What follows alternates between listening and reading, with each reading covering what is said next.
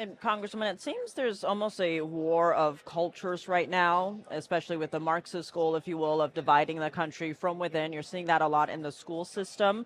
What do you see in terms of strengthening, if you will, the country's moral values, maybe within communities to start, but then to spread it out?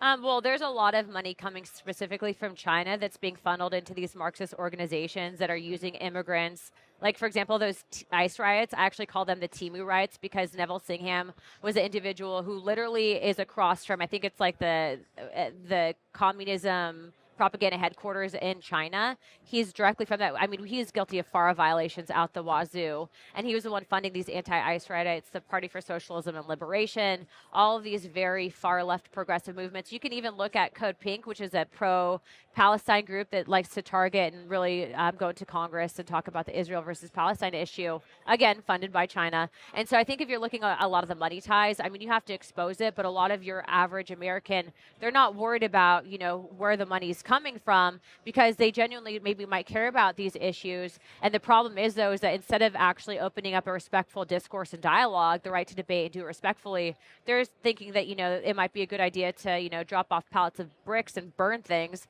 We don't err on the side of wanting to support Molotov cocktails and destruction of private property. And so I think exposing that's a really important thing. But I mean, you talk about how they do divide from within, and, TikTok was big on that. Up until recently, I refused to use TikTok because the algorithms were showing kids how, being transgender was cooler than becoming a doctor, how, you wanted to embrace these left-wing ideologies, yet if you were pushing conservatism, you were all of a sudden xenophobic and racist.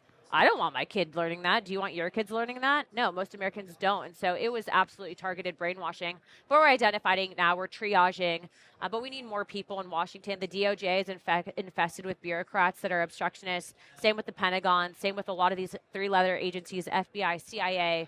So we can have our people at the top. At every level, there are going to be people that are blocking and obstructing.